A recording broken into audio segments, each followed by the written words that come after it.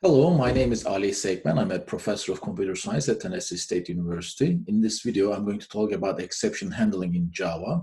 Exception handling is a powerful utility for us that enables us to write programs that do not crash easily at runtime.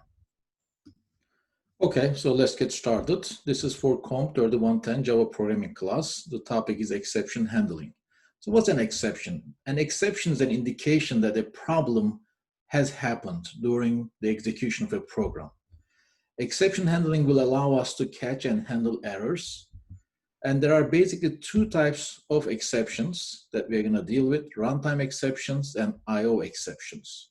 Runtime exceptions are, for example, if you ask the user to enter two integers as input, and if you try to divide the first one by second one, and if the user enters 0 as the second one, then you will have a problem, division by 0, and your program will crash. Arithmetic overflow, assume that you have two integers.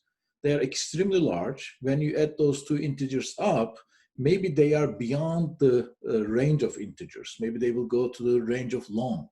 So then you will have an arithmetic overflow error, for example. Or if you have an array of size 10, and if you're trying to access the index 15, which does not exist, and then you will get an array out of bounds error. Okay, so these are runtime exceptions. There are some I/O exceptions. Assume that you want to open a file that doesn't exist, then you will have an I/O exception. Or if you try to connect to a database that is already connected by somebody else, then you may have a database access error. So these are the errors we call I/O exceptions. And you will have try, catch, finally structure.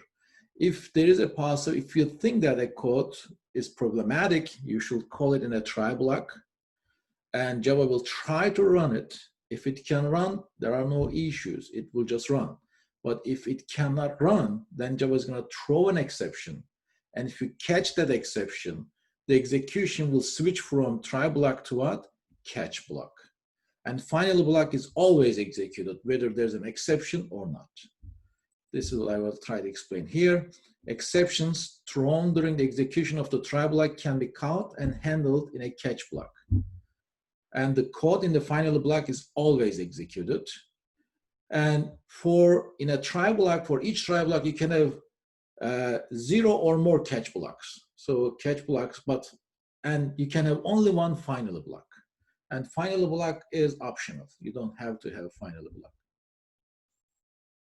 But you have to have at least one catch block or one final block. If you don't have any catch blocks, you must have a final block. Okay. Here is one example, motivational example. Assume that I have two integers, I and j, and my program tries to divide 100 by 0. What do we expect? Of course, we cannot divide 100 by 0, and your program will crash. But at compile time, there's no compile time, because at compile time, Java is not dividing 100 by 0. Java is only checking the syntax. Syntax-wise, you are trying to divide I by j. I is an integer, j is an integer, that's fine.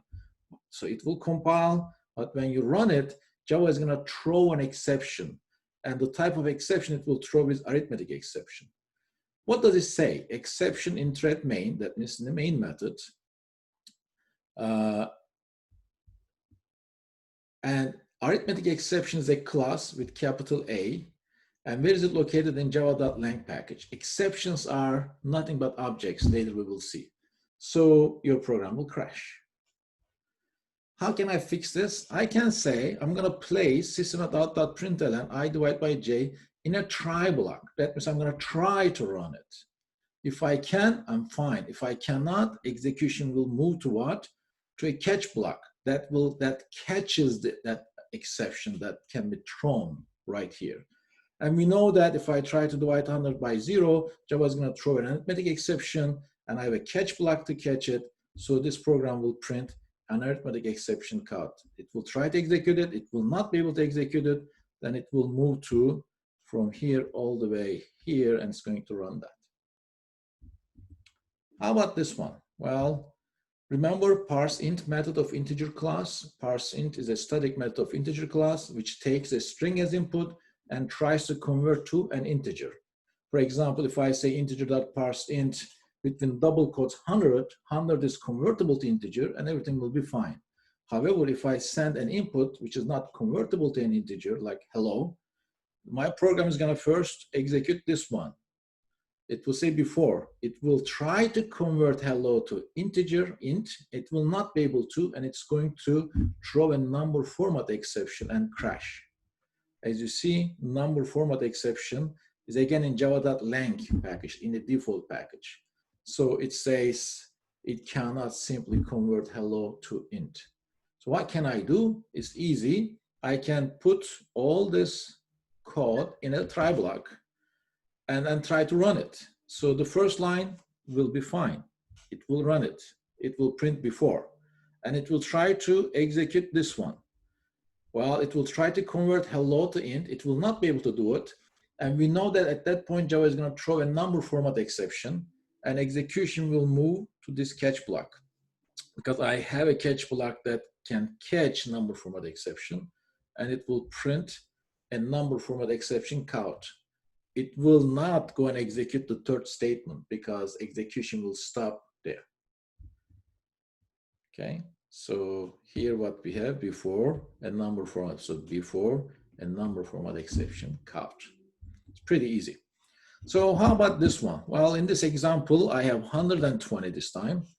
And I put this, I have try block, I have number format exception, and finally, so what happens when we try to run this? First, I'm going to get into this. Will I be able to divide 100 by 20? Yes. So it will do it. And it will print end of try block. That means we did not throw, Java did not throw any exceptions. So there's no point to go to any catch block. But whether Java throws an exception or not, I will always go to what? Finally block. And it will say finally done. And once I'm out of this try catch right here, as you see, and I'm going to print what? After try block. So it is going to show us first 5. 20, 100 divided by 20 is 5. And then end of try block, it will not go to catch, it will go to finally. Finally is done. And then it will go to what? After try block. How about the same example? This time I changed to 0, okay? So we change it to 0. It will try to execute the first line. It will not be able to execute it, okay? So it's going to throw an exception, okay? But the exception that it throws is different. It is not number format exception. If we recall, that's arithmetic exception. Do I have a catch block that catches arithmetic exception? No, it's not going to go to number format exception. It will execute what? Finally, always. So it's going to try to execute that one. It will not be able to. It doesn't find a catch block. So it will go and execute what? Finally done. Then it will crash because there is no corresponding catch block that will catch arithmetic exception right here. So it's not enough to have a catch block unless you catch the proper exception. You're still in trouble. How about this one? Now, I'm going to try to execute this one. The first line is obviously okay. It will print before. Second line is okay too because 5 is convertible to int. In this case, this will be fine too. And then it will print what? After. I didn't catch any exceptions, but finally will always be executed. So this will be executed as well. And once I'm out of try, catch, finally, I will execute this one. So this is what I'm going to see. I'm going to see before, after, finally done, and after try block. How about now? Well, let's see. I'm going to try. So the first one is okay. Second one is not okay. If second one is not okay, I will never go to the third one, okay? And second one is going to throw a number format exception. It will try to convert hello to int, will not be able to do it. So execution will go from here to catch block. Do I have an appropriate catch block? Yes. Then it's going to print a number format exception count. So try, catch, finally will always be executed. And then I will get out and I will execute this one. Okay. So again, it will print before, go to catch block, a number, format exception count, go to finally, and after finally, go and execute the outside. Okay. So now there is a problem. Maybe there is a problem or maybe not. Let's look at it. There is a keyword return that I use here. Okay. Try and let's see what happens here. First, I'm going to go and execute the first line. No problem. It will print before. Is 5 convertible to int? Yes. So this is fine. And I will print after. Then I will return. Return means get out of the main method. Do you remember? Return is for this main method. So I'm going to get out of the main method. I will expect that I don't execute the rest. But return is not extremely strong. Before I return, I will still go and execute finally. So it will print finally done, then it will get out of the main method. So it's going to print before, after, and finally done, okay? However, there is something else called system exit. System exit, the same example. So I'm gonna go, this one will be okay, this will be okay, this will be okay.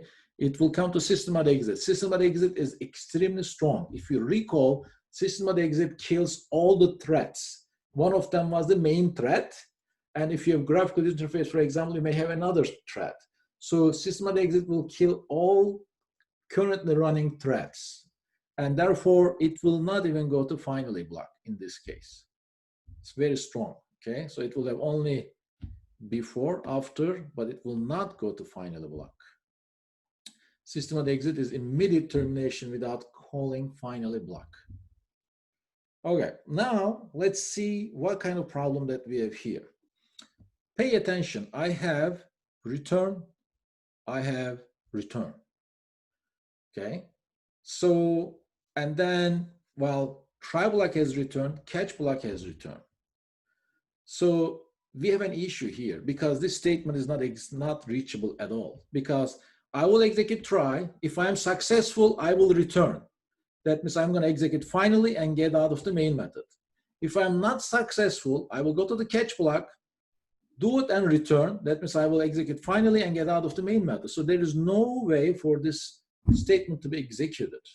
And this is kind of logic error. I mean, this is Java can catch those kind of things at compile time. So your program will not even compile. Okay, it will say unreachable statement. But if I didn't have one of those returns, that will be fine, because both of them have, I mean, if I have return and try and also catch, then that makes this statement unreachable.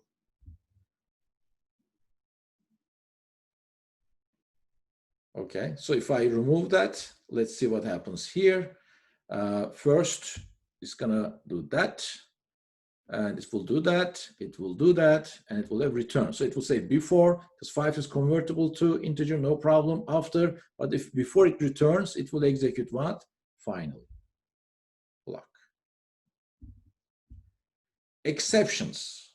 Okay, exceptions in Java are objects, okay?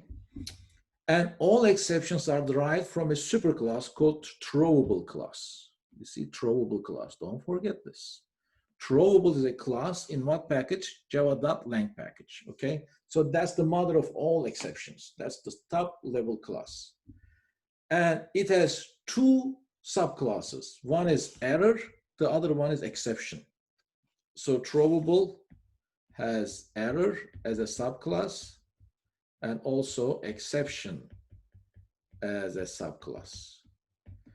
Errors and its subclasses are very dangerous. You don't want to mess up with them. I mean, if it's more related to operating system or Java virtual machine related errors, you do not want to deal with handling errors, but you're more focused on what? Handling exceptions, because they are more within our reach. Here is a high level view. we have java.lang package, and we have java.io input-output package.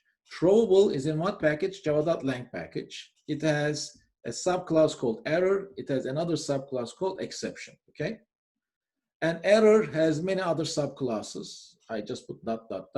Exception has many subclasses. One of them is interrupted exception. There are many more. Runtime exception, IO exception. Look, IO exception is a subclass of exception, but they are not in the same package. Exception is in the java.lang package, and IO exception is in java.io package. They don't have to be in the same package. For example, runtime exception has a subclass arithmetic exception, null pointer exception, and many more. IO exception, file not found exception, end of file exception, so many more, okay? So I put error and runtime exception in different colors because exceptions for error and its subclasses, runtime and its subclasses, they are called unchecked exceptions. In other words, you do not have to handle those exceptions. You can let your program crash. For example, arithmetic exception. I don't have to handle. In the first example, we let the program crash. We had int I 100, int j 0, and it says system.out.println and I divided by j. Our program can crash. But if you want to, for example, connect to a file or open a file, and if that file doesn't exist, it may throw an IO exception. And anything like that needs to be handled. In other words, you cannot just try to open a file. You have to put in a try block. You need to try to open a file. Okay, I'll be very more clear on this. Java.lang.error. The class exception and its subclass are term of throwable that indicates conditions that a reasonable application might want to avoid, might want to catch. So if you have exception and its subclasses, it's reasonable that you can handle. For example, some of them are runtime exception, interrupted exception, IO exception, SQL exception, and so on. However, error and its subclasses are dangerous, so you don't want to mess up with them as a typical programmer, okay? All exceptions except the following are called checked exception: runtime exception and its subclasses, error and its subclasses. In other words, right here, error and its subclasses, runtime exception and its subclasses are called unchecked exceptions. The rest are called checked exception. All the checked exceptions must be in a try and catch block, but unchecked exceptions do not have to be in a try and catch block. You don't have to handle them. Yep, it says here we have to handle the checked exceptions, otherwise we get compile time error. Okay, we do not have to handle unchecked exceptions. So any statement that throws error or runtime exception or one of its subclasses do not have to be in a try block since they are unchecked. Let's see with an example. Here, when I run this program, obviously this is okay, right? It will print step 1. And it will go inside and it will see return statement. Return means what? Get out of the main method. But before I get out of the main method, what am I gonna do? I'm gonna go and run finally. So on the screen, I will see step 1 and step 2. I'm not gonna see step 3 because of return. As soon as finally is executed, the method main will be exited. Okay, so let's look at this. What do? I have main, which is static. I have method 1, which is static. And in the main method, I call method 1. I call method 1. So I will go right here. I will try to return 10, okay? So that means I will try to get out of the method 1. But before I get out of method 1, what am I gonna do? Before I get out, I will go and execute hello. I will print hello. And then I have a return statement 20. Well, before I was able to return 10, now I have another statement that says return 20. So I will get out of this method and I will return 20. And then this will print 20. Okay, so what happened here? Before I was able to return 10, I went to finally, and finally told me return 20. So this return was overriding this return, and it returned before this return was executed. So it will return double 20. So it will print hello and 20. Okay. If unknown host exception in the try block, if we have an unknown host exception in try block, what will be the output? I want to tell you that unknown host exception is a subclass of IO exception. So in this block, if an exception is thrown, unknown host exception, and do I have a catch block that catches unknown host exception? No, but do I have a catch block that catches a superclass of unknown host exception? And what is an immediate superclass? IO exception. So the execution will move from here to here. It will say step 1. Okay, am I gonna go and execute any other catch blocks? No, but I will get to finally block and I will execute finally and I will see step 3. So step 1 and step 3, and please note that unknown host exception is a subclass of IO exception. The same thing here, and instead of unknown host exception, I could have any one of those exceptions here. For example, file not found exception is a subclass of IO exception. End of file exception, similarly, interrupted IO exception, socket exception, protocol exception. You don't have to memorize them, but if you have such a problem, you should ask that question. Well, what is the superclass of one of those? What are the possible superclasses of, for example, file not found exception? And we know that's IO exception. So if any one of them is thrown here, it will print step 1, and it will go to finally, and it will print step 3. How about here? Well, this is a little tricky. And now we have null pointer exception. Well, null pointer exception is a runtime exception, okay? It's not an IO exception. And a runtime exception is an exception. So there's a hierarchy. Null pointer exception is an arithmetic exception, sorry, a runtime exception. A runtime exception is an exception. So in this case, it will go here. Do I have a catch block that catches null pointer exception? No. Do I have a catch block that catches runtime exception? No. Do I have an exception block that catches exception? Because here, the hierarchy, I write again, exception,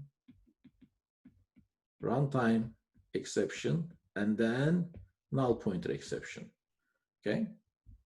So therefore, it will go from here to step 2, and then finally, step 3.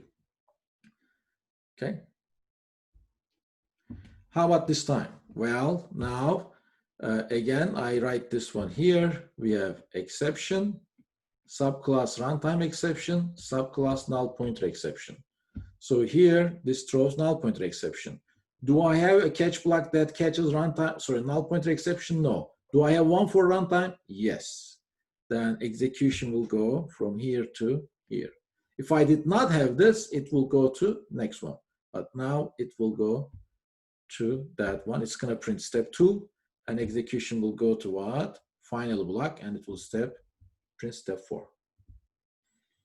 How about this time? This is interesting because right now I will have null pointer exception, but again, remember the hierarchy: exception, runtime, null pointer, and IO exception is another hierarchy. So null pointer has nothing to do with IO exception, okay? So now it will try to execute that one, will not be able to. Do I have a catch block? No. And it will go to, finally, it will print step 4, and then it's going to,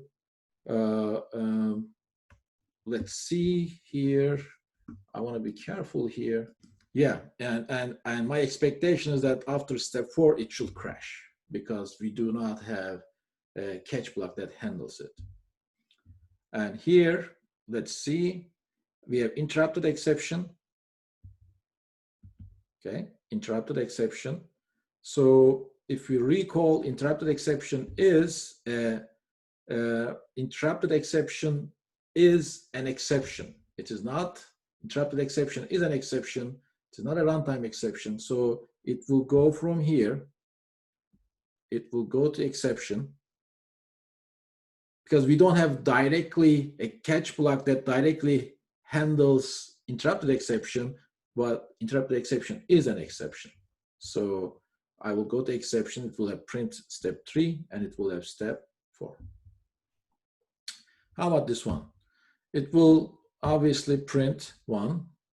It will not throw an exception, so it will go to finally block, it will print 4, and it will go out, and it will print what? 5.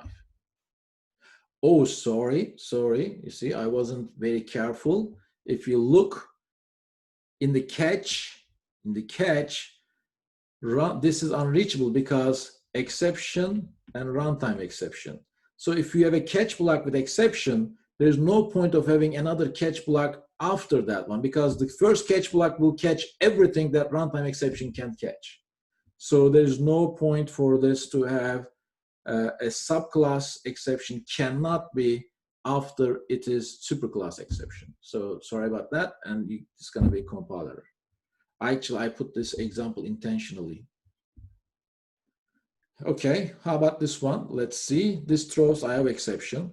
Pay attention, you have to import IO exception because runtime exception, they are all where? They are in java.lang package, but IO exception is in what package? In java.io package. So now I'm going to catch. If I catch with this, it will print step 1, and then it will go to finally step 4. So there is no trick here, and it will compile and run. It will compile and run fine. Okay. But if I switch this to, if exception is there, IO exception is here, that will be a compile error because exception is the superclass of what IO exception. Which ones are true? Which ones are false? Errors should be caught and handled. That's false. Errors typically show major problems with your Java virtual machine and you should not touch them. Errors are subclass of IO exception. That's not true.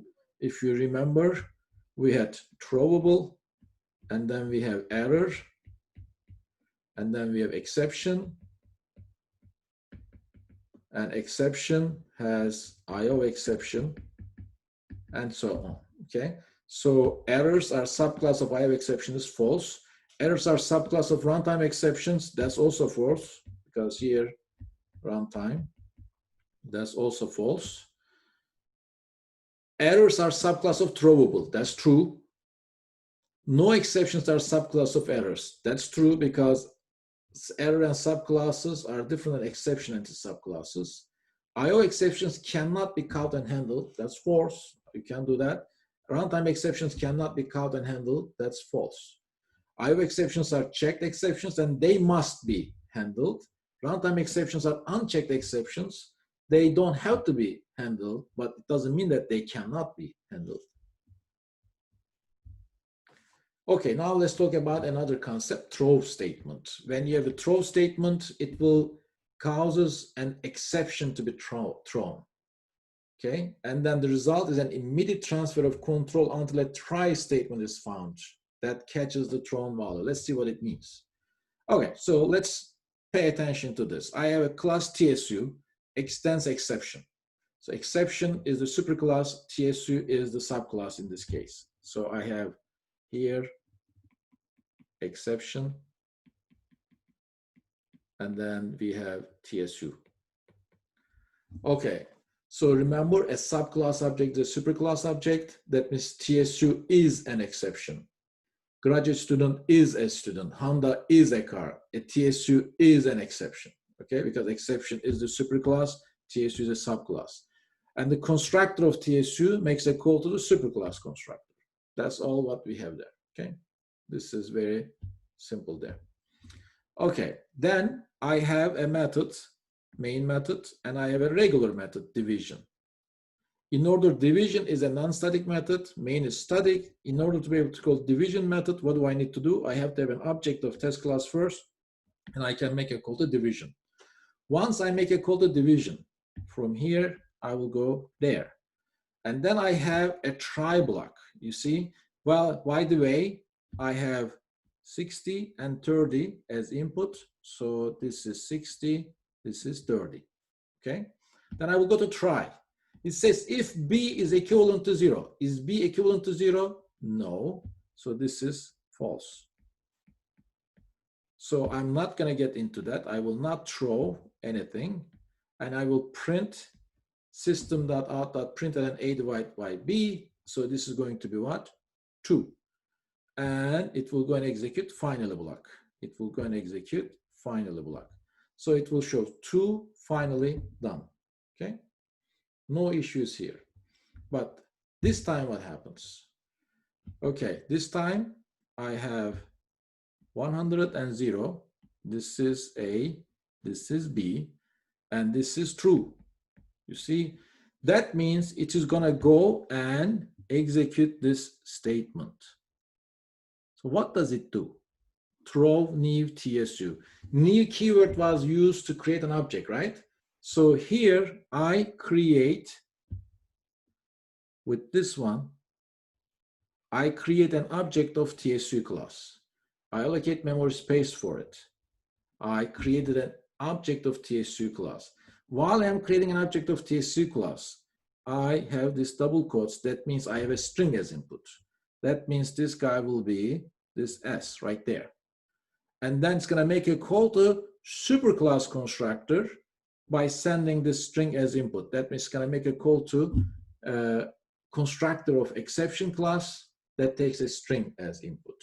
Okay. So basically, I'm throwing an object. I'm throwing a TSU object. But TSU extends from exception. That means when I throw a TSU object, I'm throwing an exception object because a subclass object is a superclass object. So as soon as it throws, the next statement will not be executed, and it will look for a catch block that catches that exception. Do I have a catch block that catches TSU exception? Yes. Execution will move from here to here. It will say exception is here. Next line, and E. See, E is the object that was thrown here. E is the object that was thrown right there. I'm going to clear this. So it's going to throw TSU object, and that object is basically called E. And it is going to print exception here, next line, and it's going to print E. Basically, E is going to give some information about what happened. Okay? And then it will execute final block. Here's what I have. It's going to say exception here, next line, and then it will say, next line, and it will say division by 0 error, because the constructor of exception, when I send division by error, gives that kind of information to me, and then finally done. So it has this will not be executed, this will be executed, this will be executed. And another point, again, TSU extends exception. That means TSU, a TSU object here, just like here, is the same as having an exception object. Okay? So a subclass object is a superclass object. A TSU object is an exception object. And that was throw. Throw is used to throw an exception object. And then we have throws statement. Throw statement is different, okay? And it is typically used, it typically comes from the execution of a method or a constructor. Let's look at this. Okay, things are may seem complicated, but they're pretty easy, okay? All you need to understand is, of course, subclass, superclass concept. Here, I have division. In the previous example, I had the division method, and I handled the possible problem within the division method. But in this case, I say, division method may possibly throw TSU, but I don't want to handle it here. But saying that it throws TSU, whoever calls the division method will be able to handle it. Okay, here I go back. Who is the caller of division method? The main method, right? But main method does not handle it. Division method itself handles the possible problem. But here, division method says there is a possible problem, but I'm not going to handle it. Whoever calls me, in this case the main method, should handle it. Okay, this is exactly what happens here. So I'm going to go here. I have here obj.division. So this is 100, this is 0, this is 0, this is true. So division will throw new TSU. Division said I may throw TSU, and it will throw TSU. In this case, it will not going to execute this one. It will get out of the division method. It will throw it, get out. And then, since I tried to run division method here, and division method did throw TSU object, do I have a catch block that catches that? Yes. So execution will go from here to here, and then finally. Okay. So I will have exactly the same thing as before. I hope you understand that when I say throws, I'm telling that this method will may throw TSU object, but I don't want to deal with within the method. So whoever is calling this method should be aware and catch and try and catch that one. Okay, so in this one, it says throws TSU. I can either say throws TSU or I can say throws exception, because exception, TSU is an exception anyway. So if I say throws TSU and if I say throws exception, both of them are true. If it throws TSU, that means it's also throwing exception. So I can change this one to exception right there. And I can still throw TSU because TSU is an exception. And then I have try catch. But in the catch, I should have exactly this one, exception, okay? So here, this is what's gonna happen. This is 0, this is 0, this is true. It will throw exception, TSU, and it's gonna stop executing division. And do I have a catch? It says throws exception. Even though it throws TSU, it will be considered that it throws an exception. And do I have a catch block? Yes, it will do that, and it will do that. Okay. All right, let's see this. This time, okay, I say throws an exception and it throws interrupted exception. Interrupted exception is an exception, by the way, okay? So interrupted exception is an exception. And in this try, I have both interrupted exception and exception. So what's gonna happen here? I'm gonna go and I'm gonna throw, because B is 0, I'm gonna throw this. Which catch block is gonna catch it? It's gonna have that and that. Since interrupted exception is thrown and I have a catch block, it's gonna be cut by this catch block right there, and it will go to finally, okay? If I did not have this block, if I did not have this, then it will go and have here 3. But now what happens? Do we have a problem here? Well, syntax. Java is gonna check syntax, remember?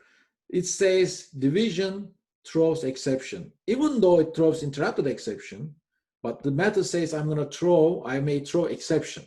And try block does not catch this exception. Even though it really throws interrupted exception, even though I do catch it, but syntax-wise this is incorrect because this method throws exception and the caller of this method, which is the main method, does not catch it. So that's going to be a compile error. Okay, if a method throws end of file exception, which is a subclass of IO exception, which of the following can be used to declare that method? So I can say that method throws exception, fine, because exception is what? Okay, here's the hierarchy. We have exception, we have IO exception, and then we have end of file exception. So obviously it may, this is fine, right? It may throw end of file exception, no problem. And then this is also fine. It can throw IO exception, and this is also fine. It can throw exception. There is no S here, and there is no such a thing. This is total nonsense. Okay. Okay, let's go here. All right, so let's see what happens in this case. And I have division method throws end of file exception, and here end of file exception, and I do catch end of file exception. So let's see if everything is fine. Division is a non-static method, And in order to call division, first I have to create an object. As you see, I create an object of test class and make a call to division method. That's fine. This is 10, this is 0, this is 10, this is 0. And then it is going to, this will be true. So it's going to throw an end of file exception. Do I have it? Yes. And then I go to finally. Okay, so it will be fine. But don't forget to import java.io package. Okay. How about here? Let's see. Let's see. I have division. It throws exception, and it really throws end of file exception. This is fine. And then do I have a catch block that catches exception? Yes, syntax is correct as well. Okay. So everything is fine. Let's go and see. It will come to this one. First, I created an object of test class. Why? Because division is a non-static method. Then I make a call to division. This is 0. Since this is 0, this is true. Okay? And it will throw this one. I will not execute this. Okay? It will throw end of file exception. So even though I have exception here, end of file exception, since I have the end of file exception, it will go and execute this one, and it will go and execute what? Finally. Okay, and this information here that I'm getting, this is not an error because this E, whenever you try to print E, it's gonna go and print this one for you. Okay. Let's see what happens here. Okay. Okay, now the hierarchy is this way. We have exception, IO exception, end of file exception. Okay, let's not forget that. First of all, is this okay? I have end of file exception, IO exception. Sure. Do I catch it here? Yes. Syntax is perfectly okay. And then I have end of file exception, IO exception, exception. The hierarchy is also okay. If I switch this to, that will be a compile error because IO exception cannot be coming from end of file exception. Now it's gonna go to this one, and then it will throw an exception, and it will go and catch it with what? End of file exception, and it will go to finally. Just like before. Again, this one here is coming from this E right there. Okay, let's see this question. Which of the following should be placed at XXX? Which one of those can be in this XXS? And what does this say? It's division, right? It throws real and end of file exception, but the method says it's going to throw exception. So catch block should be at least exception or one of it is superclasses. Exception, which is 5. It cannot be end of file exception. Why? Because here I said exception. It cannot be IO exception, even though IO exception is superclass of this because I said exception here. I must get at least exception. And one of it is superclasses, like throwable, for example. How about here? I said end of file exception, IO exception. The catch should be at least IO exception or one of it is superclasses. So this will be fine, and this will be fine. Nothing else will work. How about here? Well, this is a compiler. Why? Because I said IO exception, the IO exception, but I'm not catching IO exception. I have to catch at least IO exception. How about here? Actually, I know this is a dirty question and I'm not gonna expect that you're gonna catch this. I made a silly preparation here. Method 1 is non-static, main is static, so you cannot call method 1 like that. Okay, so in order to do that, you could do new test and then dot method 1. Okay, it has nothing to do with exception handling. You have to be careful there. Okay, so let's look at this. I have division by 0 extends exception. That means division by 0 is an exception. A subclass object is a superclass object. Method 1 throws division by 0. Okay. And method 2, okay, so method 1 throws division by 0. Method 2 is the caller of method 1. So it throws division by 0, but it doesn't handle it. So it tells, method 1 says, I may throw division by 0, so whoever calls me should handle it. Okay, so who's the caller of method 1? Method 2.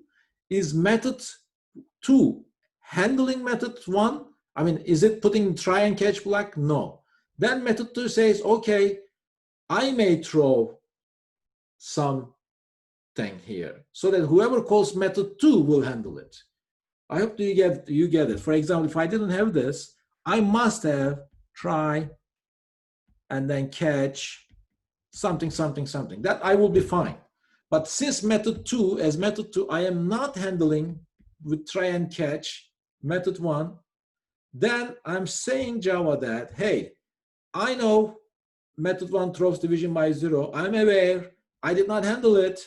Therefore, I say throws XXX so that whoever calls me will be aware that I may be throwing division by 0 as well. So what can I have here? I should be able to have, of course, division by 0, no problem. And division by 0 is an exception, because division by 0 is an exception, can be exception, and exceptions are throwable, okay? So hierarchy is like this, throwable, exception, and then division by 0. So here I can have division by 0, just like method 1, or exception, superclass of division by 0, or throwable, which is a superclass of exception. Method overriding. A subclass overriding method can throw exceptions that are subclass of the exception that the superclass method throws. What does that mean? Let's see with an example, okay? It's nothing complicated. So class 1, I have public void method. Class 2 extends class 1, and I'm overriding it. You see, the same name, in fact, the same signature, the same return type, the same access identifier. This throws runtime exception. The overridden method, or the method that you override with, needs to throw either runtime exception or one of its subclasses. Since null pointer exception is a subclass of runtime exception, I'm fine. Okay? So there's no error here. However, this will be an error because the superclass method throws runtime exception, and then the subclass method can throw runtime exception or one of its subclasses. It cannot throw a superclass of runtime exception. Runtime, that's perfectly okay. Okay, and let's look at here. I have class 1, I have a method which throws IO exception and runtime exception. Remember the hierarchy, we have exception, and then we have runtime exception, we have IO exception. Okay, here, let's see, illegal state is here, and IO exception, remote exception is here, end of file is here, okay? So this method throws IO exception, runtime exception. When I override it, it may throw any exceptions as long as they are subclasses. Either they are IO exception or runtime or one of its subclasses. End of file exception is a subclass of IO. Remote exception is a subclass of IO. Illegal state exception is a subclass of runtime exception. So this will be fine. Okay, well, this will be an issue here. The issue is because of checked exceptions. Let's look at this. I have get sensor. I'm overriding it. The same name, the same signature, the same return type, the same access identifier. This does not throw anything, but I say throws IO exception. This is an error because overridden method cannot throw a checked exception. It can throw an unchecked exception, but it cannot throw a checked exception. IO exception is a checked exception. So that will be a compile error. However, this is not a compile error. Why? Because runtime exception is an unchecked exception. So even though your superclass method does not throw any exception, your subclass overridden method can throw an unchecked exception, no problem. Okay, so this is a fun example. Again, you stop the video, spend a little bit of time by yourself. I know on the video things may be going fast. Just stop the video and spend time by yourself, okay? Here, I'm going to start with this main method. By the way, this T is capital, this is lowercase t. This is a method, this is the class. And I have static int x. So what happens? First, Java is going to create x, and it will be initialized to 0. Okay, that's a static. As soon as the class is loaded, it will be there. Then execution will go to the main method. I create an object. Why? Because this test is non-static, main is static. In order to call test method, I need to have what? An object. And then it will go right here. That means it's going to make a call to test method. What does it say? Test method says throws IO exception. Okay. All right. Since the test method says throws IO exception, I'm calling test method in a try and catch block, because IO exception is a checked exception. I must call test method within a try and catch block, and I must catch either IO exception or one of its superclasses. So syntax wise, this is perfectly okay. Then what happens here? I go inside.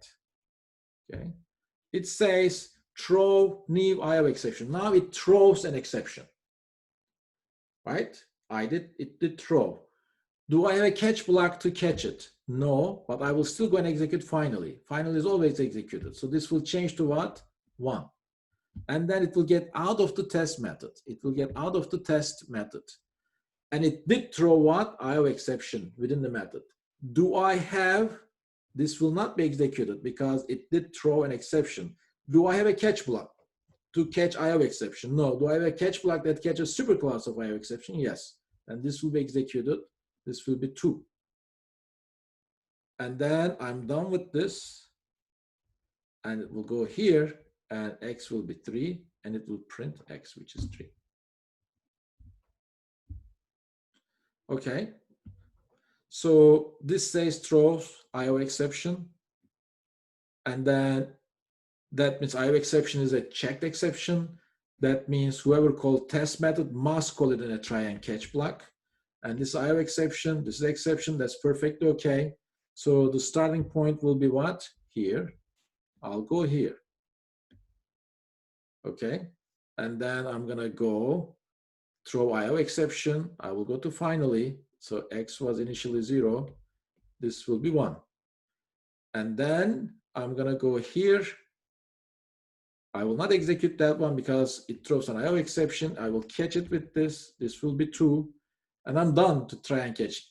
But additionally, now I have finally block. I will definitely go to finally, make it 3. Once I am done, this will be what? 4, and it will print 4.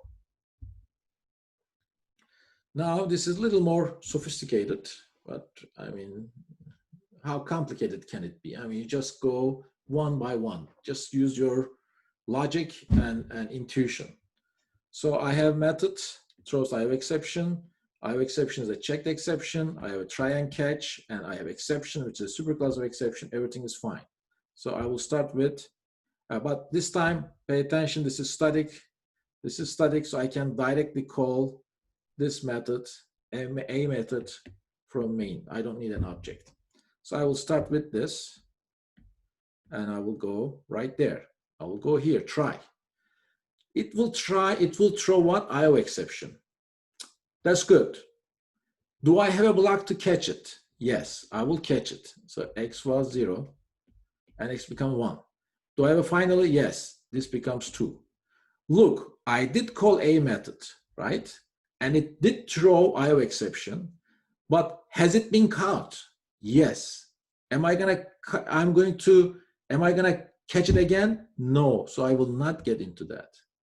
If I did not have a catch block here to catch it, I will catch it with this, but it says already been caught and it's already been handled.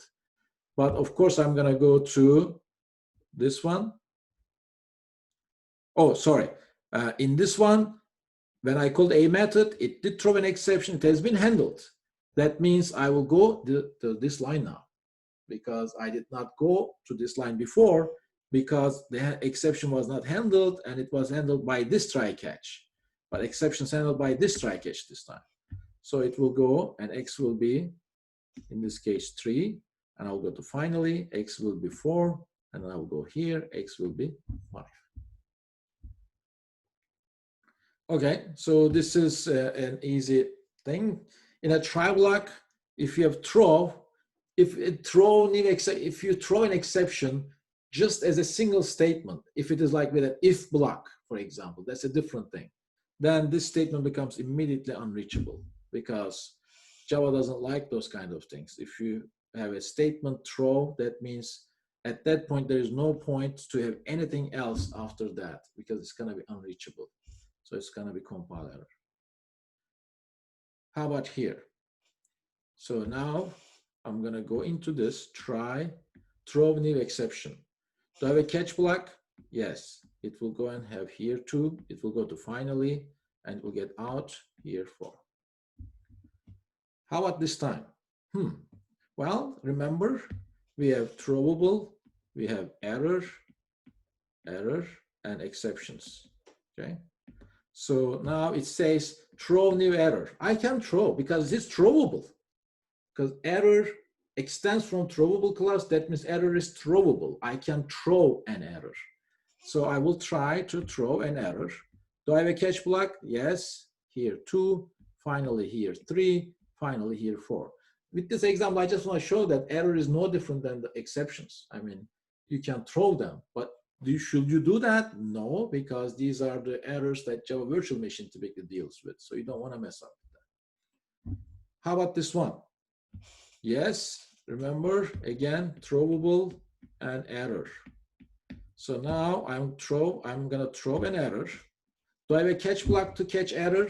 No. Do I have a catch block that catches a superclass of error? Yes. It will go here, then finally, and then here. Okay, this is a compile error. Why? Because here I throw error. Do I have a catch block that catches error? No. Do I have a catch block that catches superclass of error? No.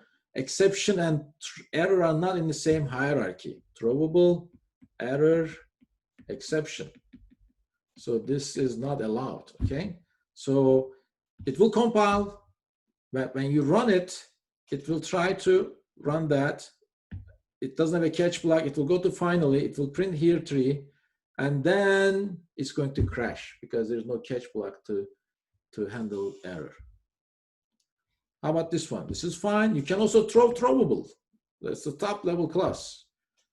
You throw, you go to catch block, here 2, you go to finally, here 3, and then you go to this one. How about this one? This is an error. Why? Because look here, exception is a checked exception, and you try and you don't have a catch that catches that one. So that's going to be a compile error. If it's a checked exception, you need to catch it. Okay, this is also compile error, throwable, but you don't have a catch block to catch throwable. Throwable is a checked exception. How about here? I have null pointer exception. I throw null pointer exception. And null pointer exception is a subclass of runtime exception. Okay, so as soon as it throws, it will go here. It will have 1. This is print, not println. It will go to what? Finally, put 4. Okay, and then it will get out. Well, when you have system.exit after throw, if you have system.exit, it is unreachable statement, compile error. If you have anything after throw, it's a compile error.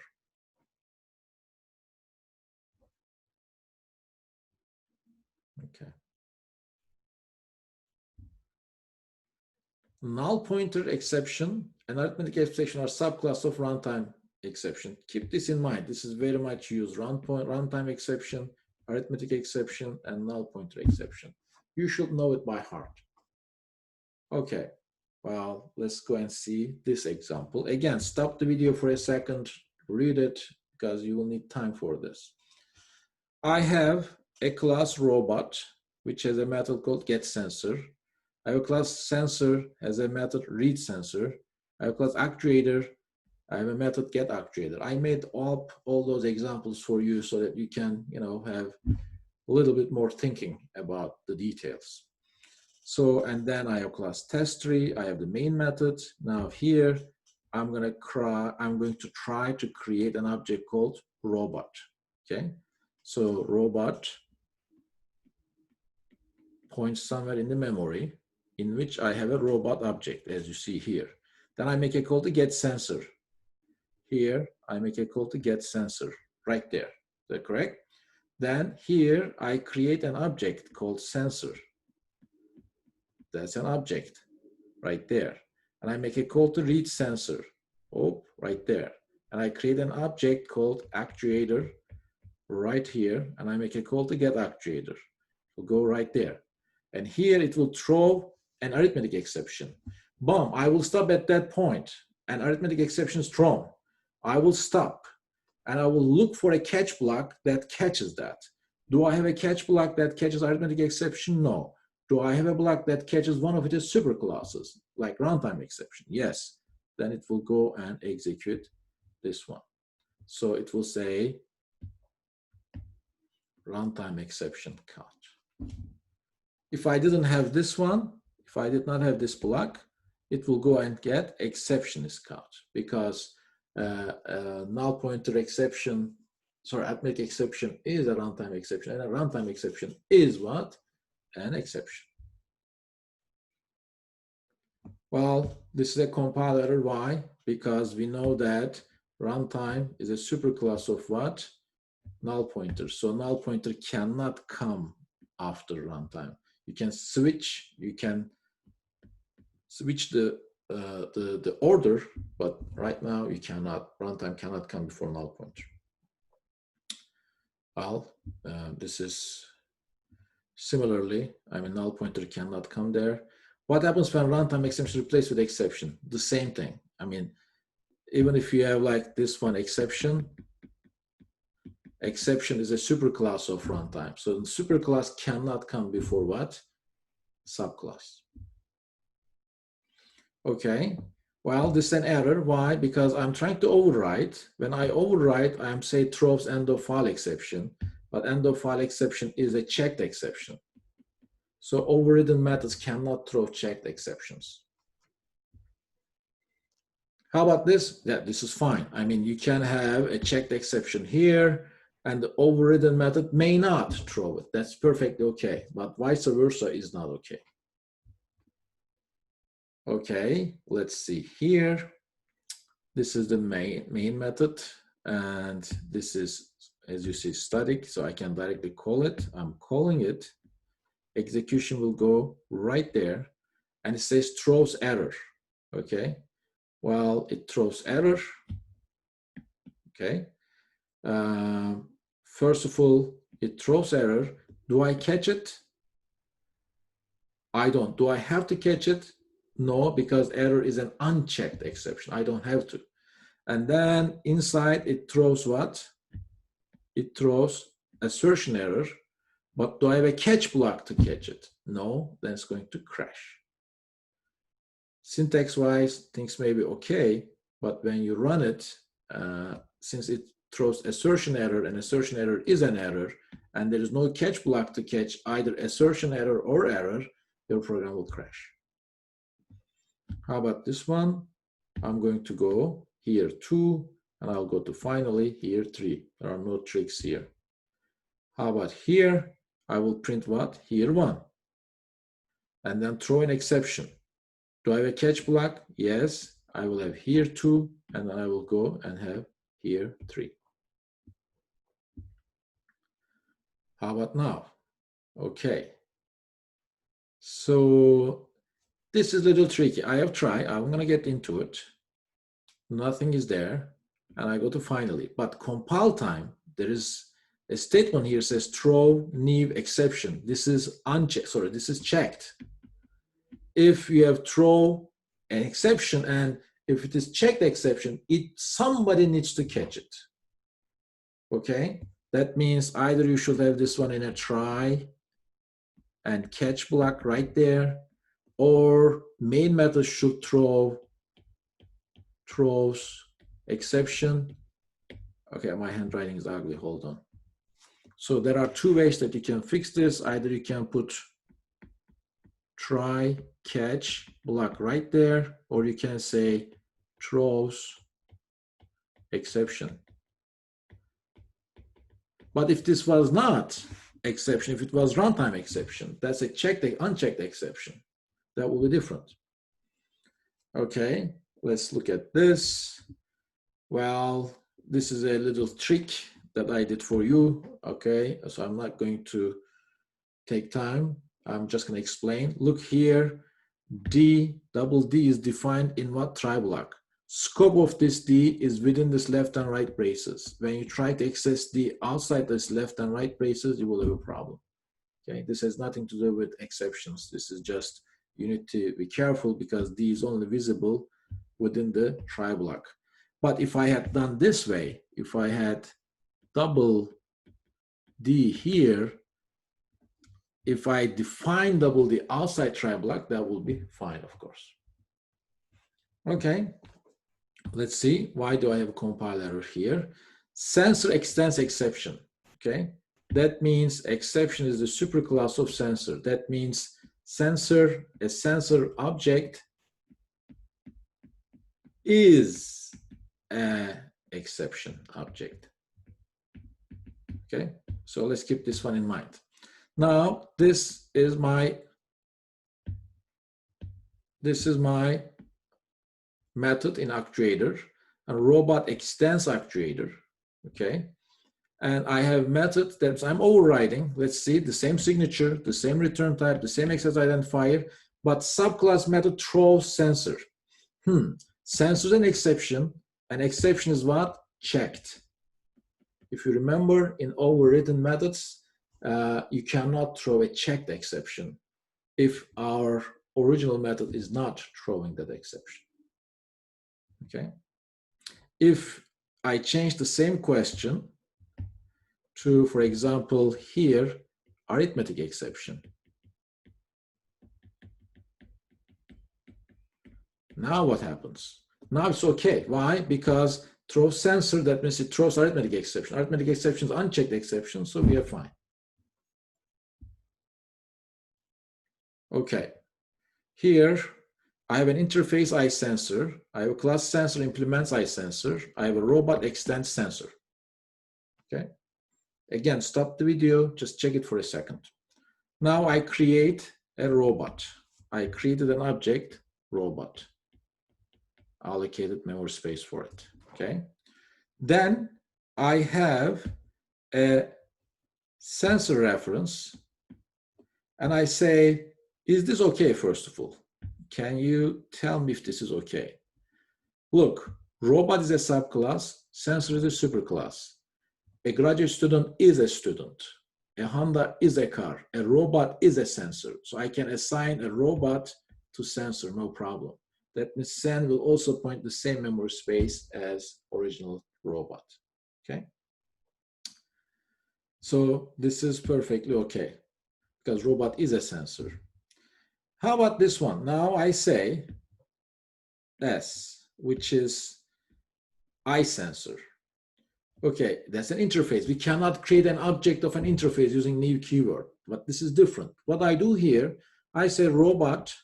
I want robot to act as a sensor. I know that a graduate student is not a student. Okay?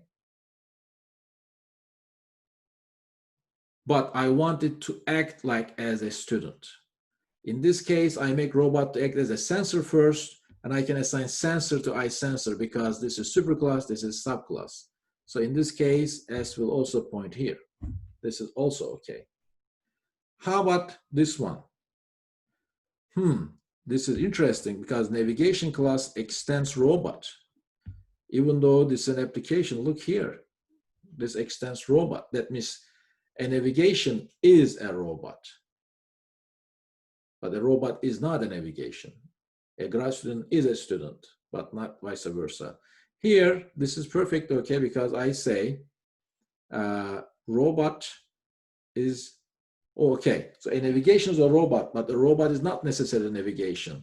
So like an int is a double, but a double is not necessarily int, but I force robot to act as navigation. And this will be fine.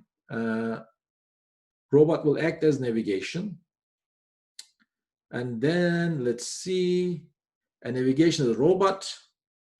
Robot is a sensor. Sensor is an eye sensor. So this will be also okay.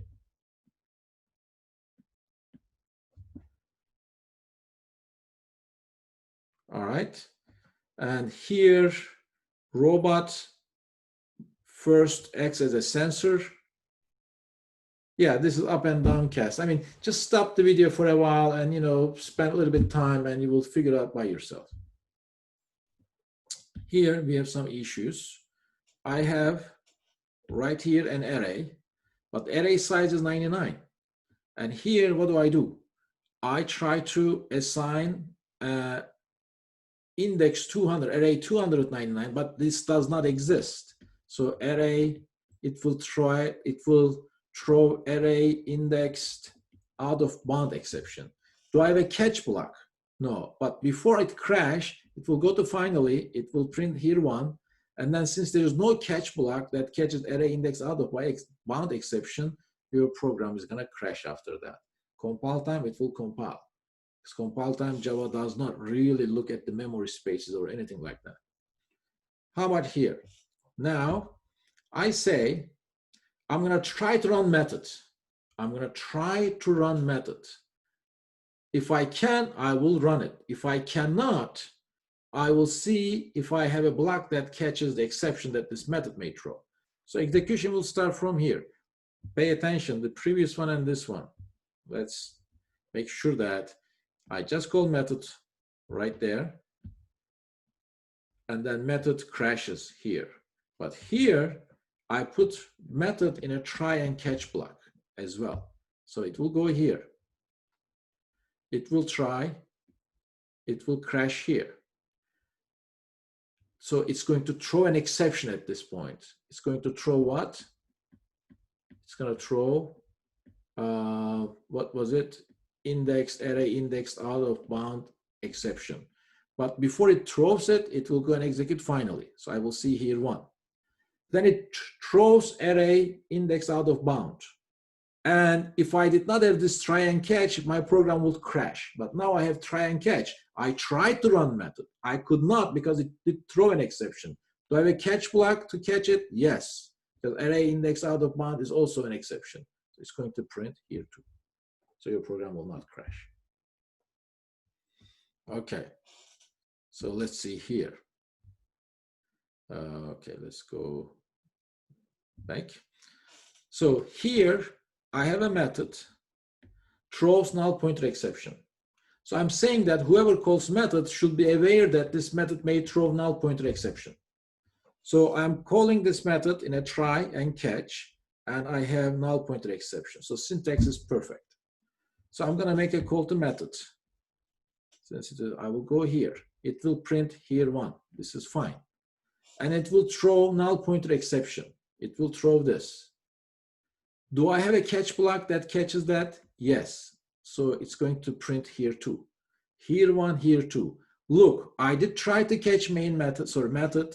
It did throw an exception and I did handle it here. So I'm not going to handle it again. I'm not going to do this again. I will handle it only once. And then here four. Okay. However, if it was a little different, instead of, for example, here, instead of null pointer exception, I'm just making it up. If this was assume IO exception. In that case, it will come and print here one, throw null pointer exception. There is no one to catch it. So the method will throw it and look for another try catch here. And since I can do it, I will print here three. I hope you understand the difference. Okay, I'm not gonna do it. Of course, it's an extra example. You should stop the video and run it. Remember the break. And this is labeled for this for loop. Whenever you see break label, you get out of that. But my point is, what if I have two breaks? Break. In an if statement, this makes this one unreachable because after break, there's no point to have another break. That's unreachable statement. Well, here, what happens? While true, if I had this, if I did not have any break statement inside, well, for example, if I did not have those, and if I had anything here, system dot, oh, actually, no, not this example. This example is fine. So compiles fine and runs fine. There's no problem there.